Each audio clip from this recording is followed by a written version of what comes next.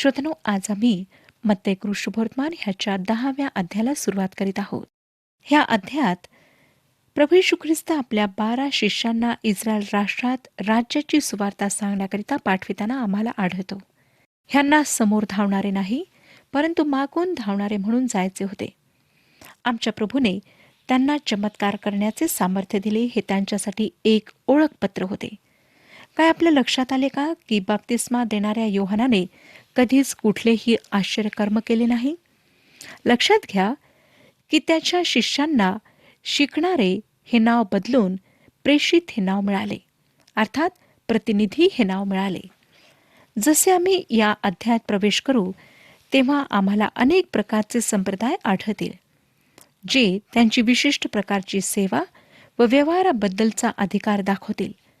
ख्रिस्ती लोकांकरिता कोणत्याही प्रकारच्या सूचना या अध्यायात आम्हाला सापडणार नाहीत.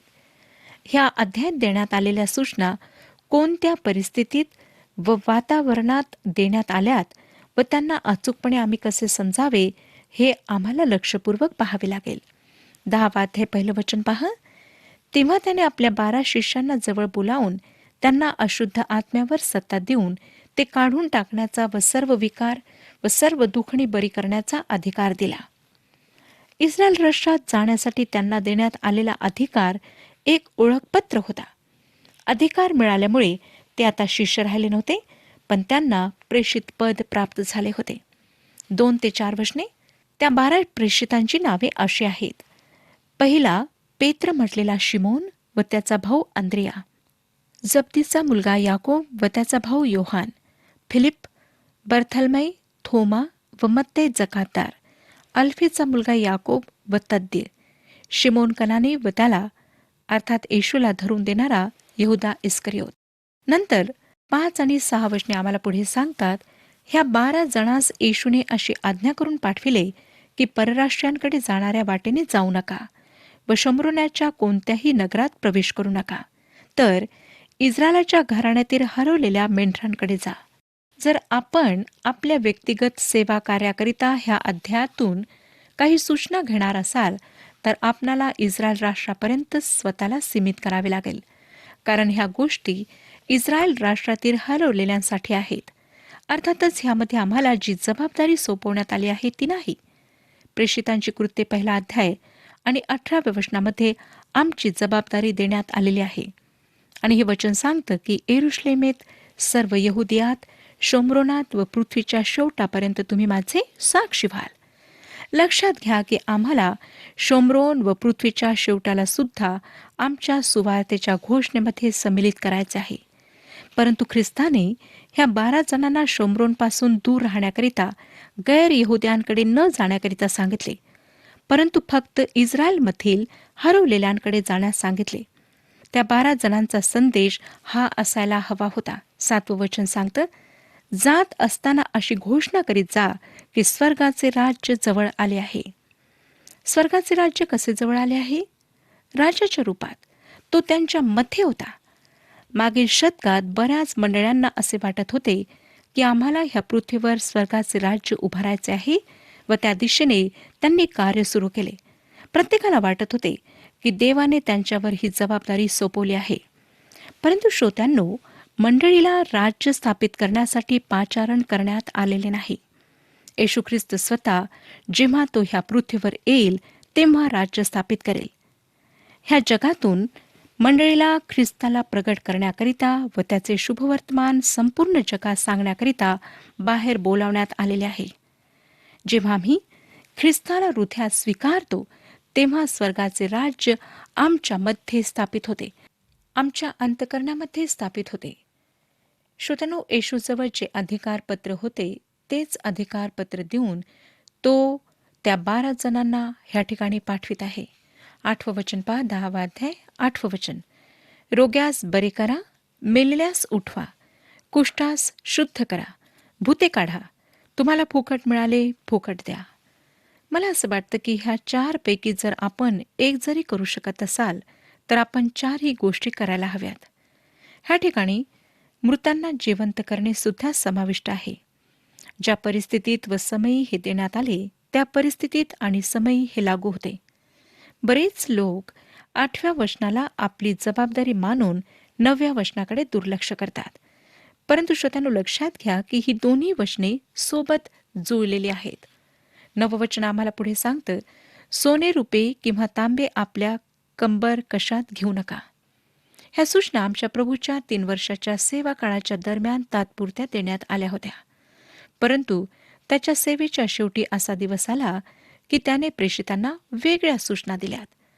लूक शुभवर्तमान 22 अध्याय 35 आणि 36 वचनांमध्ये त्याने त्यांना म्हटले की मी तुम्हास पिशवी, झोळी व पायतणे घेतल्याशिवाय पाठविले, तेव्हा तुम्हास काही ओणे पडले का? ते म्हणाले, नाही. त्याने त्यांना म्हटले, पण आता तर ज्याच्याजवळ पिशवी आहे त्याने ती घ्यावी, तसेच झोळीही घ्यावी, आणि ज्याच्याजवळ तरवार नाही त्याने आपले वस्त्र विकून ती विकत घ्यावी. आणि पौलाने करिंथकरास पहिले पत्र 9व्या अध्यायामध्ये सुवार्तिकांविषयी बरेच काही लिहिले. करिंथकरास पहिले पत्र 9वा अध्याय आणि 14व्या वचनात त्याने म्हटले की जे सुवार्ता सांगतात त्यांनी सुवार्तेवर आपली उपजीविका करावी. जर श्रोत्यानो, आपण 8व्या वचनाला स्वतःच्या सेवेसाठी लागू करीत असाल तर 9व्या वचनाला सुद्धा लागू करा. 12 जणांना पाठविण्यापूर्वी येशूने त्यांना अजून सूचना दिल्यात.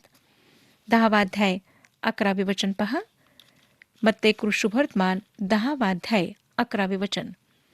ज्या ज्या नगरात किंवा गावात तुम्ही जाल त्यात कोण योग्य आहे हे शोधून काढा, आणि तुम्ही तेथून जाईपर्यंत त्याच्याच येथे राहा.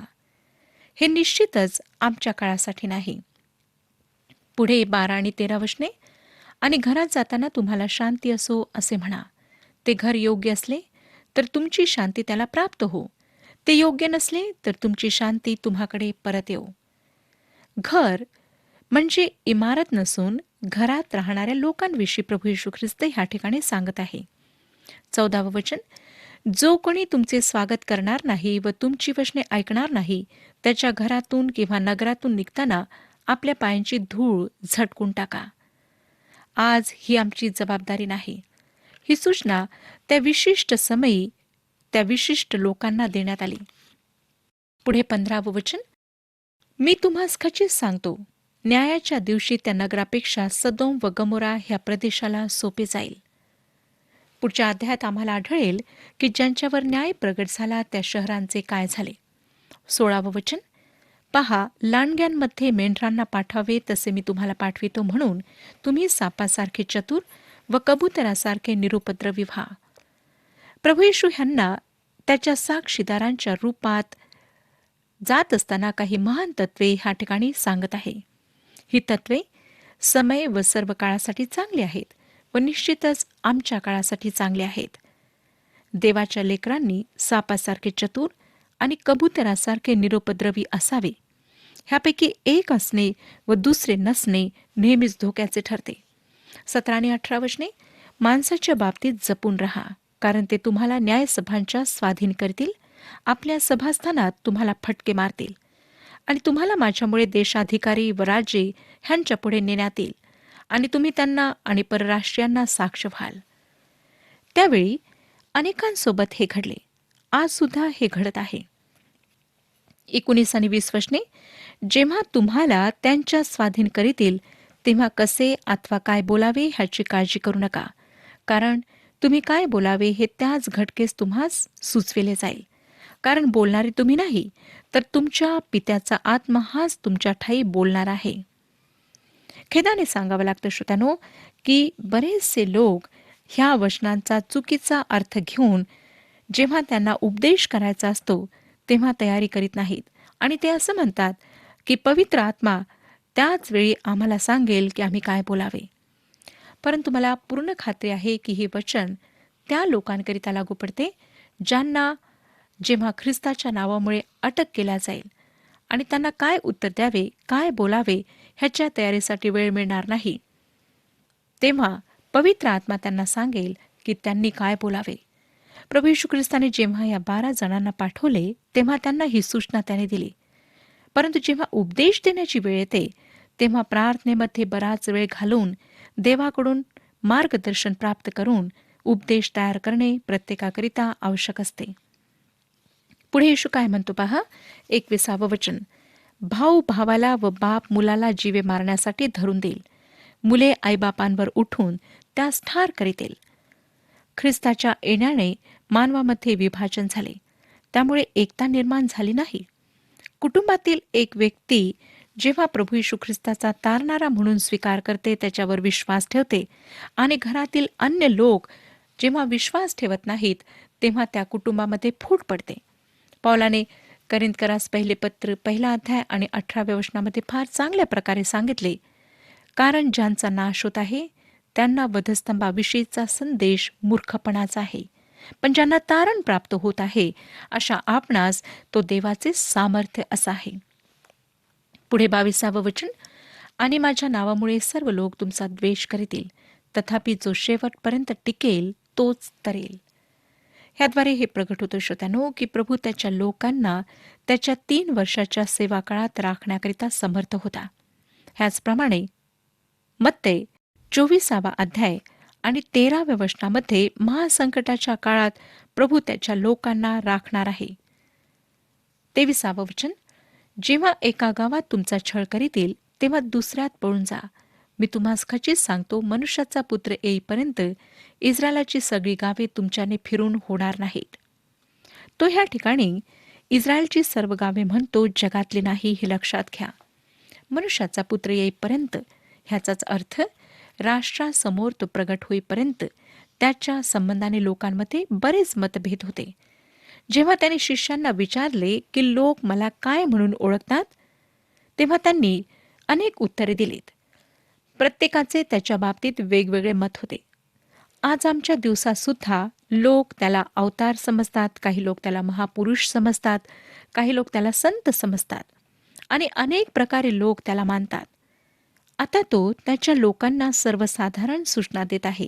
ही अशी महान तत्वे आहे श्रोत्यानो, जी आज तुम्ही व मी स्वतःला लागू करू शकतो, परंतु ही वचने प्रेषितांना सरळपणे लागू पडतात. 24वं वचन, गुरुपेक्षा शिष्य थोर नाही आणि धन्यापेक्षा दास थोर नाही. आम्ही ख्रिस्ताचे प्रतिनिधित्व करीत आहोत आणि तो प्रथम आमच्या जीवनामध्ये असायला हवा. जर तो प्रथम नसेल तर समस्या निर्माण होईल. 25वं वचन, शिष्याने गुरुसारखे व दासाने धन्यासारखे व्हावे, इतके त्यास पुरे. घर देण्यास बालजबूल म्हटले तर घरच्या माणसांना कितीतरी अधिक म्हणतील. जर आपण त्याच्याशी विश्वासू आहात तर लोक आपणाविषयी काय बोलतात ह्याची काळजी करू नका. ते प्रभूविषयी सुद्धा चांगल्या गोष्टी बोलले नाहीत. जर त्याच्याशी त्यांनी वाईट प्रकारे वर्तन केले तर त्याच्या शिष्यांना चांगली वर्तणूक मिळेल हे कदापि शक्य नाही. 26वं वचन, ह्यास्तव त्यांना भिवू नका, कारण उघडकीस येणार नाही असे काही झाकलेले नाही आणि कळणार नाही असे काही गुप्त नाही. परमेश्वराच्या न्यायाचा दिवस प्रगट होणार आहे. जे छळ करणार आहेत त्यांचा न्याय होईल व विश्वासणाऱ्यांची निर्दोषता साबित होईल. म्हणून श्रोतांनो, स्वतःच्या आंतरिक जीवनामध्ये ढुंकून पहा, बाहेरगत जीवनाला पहा आणि सतर्क व्हा. 27वं वचन, जे मी तुम्हास अंधारात सांगतो ते उजेडात बोला आणि तुमच्या कानात सांगितलेले जे तुम्ही ऐकता ते धाब्यावरून घोषित करा. आज आम्हाला अशा प्रकारे वचन घोषित करण्याची फार आवश्यकता आहे. 28वं वचन मी आपणाकरिता वाचत आहे. जे शरीराचा घात करीतात पण आत्म्याचा घात कराव्यास समर्थ नाहीत त्यांना भिवू नका, तर आत्मा व शरीर ह्या दोहोंचा नरकात नाश कराव्यास जो समर्थ आहे त्याला भ्या. दुसऱ्या शब्दात तो सांगत आहे की तुम्ही परमेश्वराचे भय बाळगा. एका देवाच्या सेवकाला कोणी विचारले की आपण इतके साहसी कसे? त्या देवाच्या सेवकाने उत्तर दिले, मी हे शिकलो की जेव्हा आम्ही परमेश्वराचे भय बाळगतो तेव्हा आम्हाला कोणाचे भय बाळगण्याची गरज नाही. खरोखर श्रोत्यानो, जेव्हा आम्ही परमेश्वराचे भय बाळगतो तेव्हा आम्हाला मनुष्याचे भय बाळगण्याची गरज नाही. 29वं वचन, 2 चिमण्या दमडीला विकतात की नाही, तथापि तुमच्या पित्या वाचून त्यातून एकही भूमीवर पडणार नाही. किती सुंदर वचन आहे हे. परमेश्वर चिमण्यांची काळजी घेतो. काय आपण कधी चिमणीला पाहिले? किती चांगल्या प्रकारे परमेश्वर त्यांची काळजी घेतो हे कधी आपण लक्षात घेतले आहे काय? 30वं वचन, तुमच्या डोक्यावरले सर्व केस देखील मोजलेले आहेत. परमेश्वर तुमच्यावर प्रीती करतो. तुमच्या आईपेक्षा, तुमच्या वडिलांपेक्षा प्रभू येशू ख्रिस्त तुमच्यावर अधिक प्रेम करतो. कधी तुमच्या आईने तुमच्या डोक्यावरच्या केसांना मोजले आहे काय? नाही. परमेश्वराला मात्र तुमच्या डोक्यावरील केसांची संख्या ठाऊक आहे. 31 वचन आता पुढे सांगतं की म्हणून भिवू नका, पुष्कळ चिमण्यांपेक्षा तुमचे मोल अधिक आहे. विचार करा श्रोत्यानो, की जर परमेश्वराला एखादी चिमणी कोठे आहे हे ठाऊक आहे, तर तुम्ही कोठे आहात हे सुद्धा त्याला चांगल्या प्रकारे ठाऊक आहे. 32 आणि 33 वचने, जो कोणी माणसासमोर मला पत्करेल त्याला मीही आपल्या स्वर्गातील पित्यासमोर पत्करेन, पण जो कोणी माणसासमोर मला नाकारेल त्याला मीही आपल्या स्वर्गातील पित्यासमोर नाकारेन. जेव्हा आपण येशू ख्रिस्ताला पापांपासून मुक्ती देणारा, तारणारा म्हणून स्वीकारता, तेव्हा आपण त्याला सर्वांसमोर स्वीकारू आणि जेथे गरज पडेल तेथे त्याच्याविषयी साक्ष सुद्धा देऊ. ज्या प्रकारे रात्रीनंतर दिवस येतो, त्याच प्रकारे 33व्या वचनातील विधान 32व्या वचनानंतर येते. पुष्कळशा ठिकाणी ख्रिस्ताचे नाव घेणे अगदी निरर्थक ठरते. त्यावेळी श्रोत्यानो, आमच्याकरिता चूप राहणे योग्य ठरते. ह्याचा अर्थ असा नाही की आम्ही येशू ख्रिस्ताचा नकार करतो, परंतु ज्या ठिकाणी लोक समजून घेत नाहीत आणि येशू ख्रिस्ताला आदर देत नाहीत, त्या ठिकाणी चूप राहणे योग्य ठरते. 34 वचन, मी पृथ्वीवर शांतता आणावयास आलो आहे असे समजू नका. मी शांतता आणावयास नव्हे तर तरवार चालवावयास आलो आहे. येशू ख्रिस्त जेव्हा पहिल्यांदा ह्या पृथ्वीवर आला, तेव्हा तो शांती स्थापित करण्याकरिता नव्हे तर पाप्यांना ताराव्यास आला. अद्यापही पाप जगात आहे आणि जोपर्यंत ह्या पृथ्वीवर पाप आहे, तोपर्यंत परमेश्वर म्हणतो दुष्टांकरिता शांती नाही.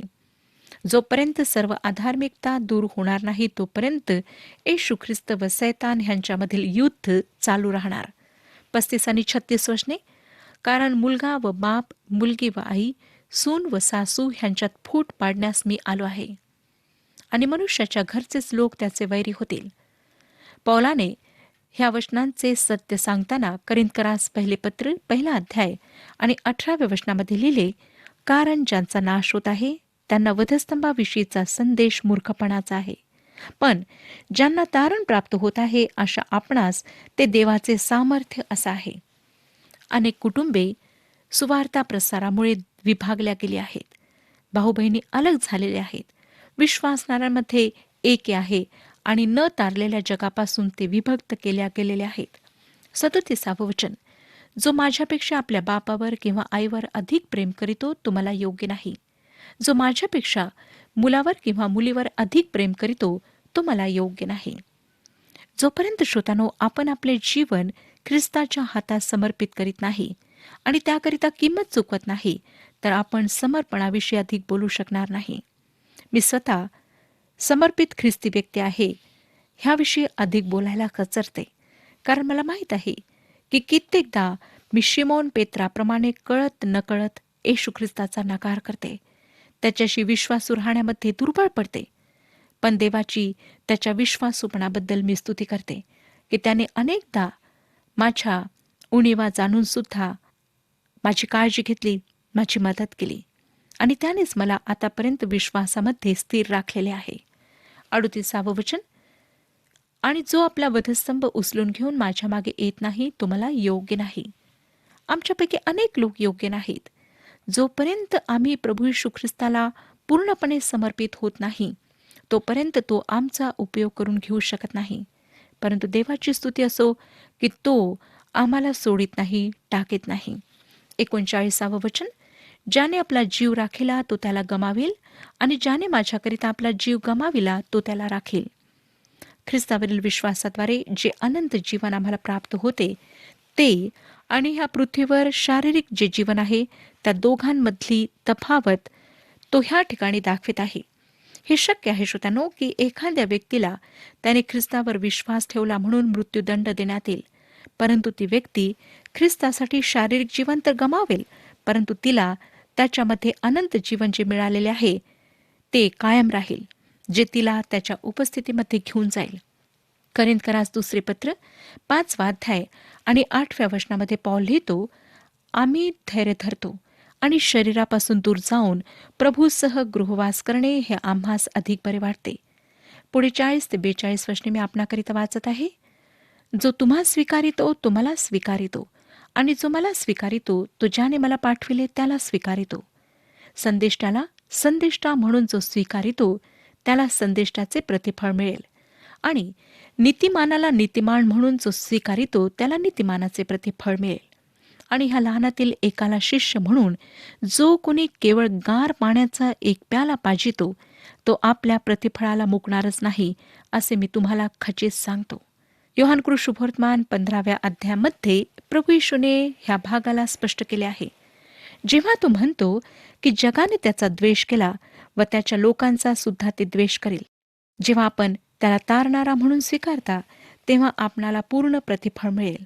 आमचा प्रभू हे स्पष्ट करतो की प्रतिफळ विश्वास योग्यतेप्रमाणे देण्यात येईल. श्रोत्यानो, आज आपल्या जीवनाचे परीक्षण करा आणि पहा की आपण किती विश्वासयोग्य आहात. विश्वासामध्ये आपण कुठे आहात? परमेश्वर ह्या विषयात आपले मार्गदर्शन करो आणि आपणाला आशीर्वाद देऊ.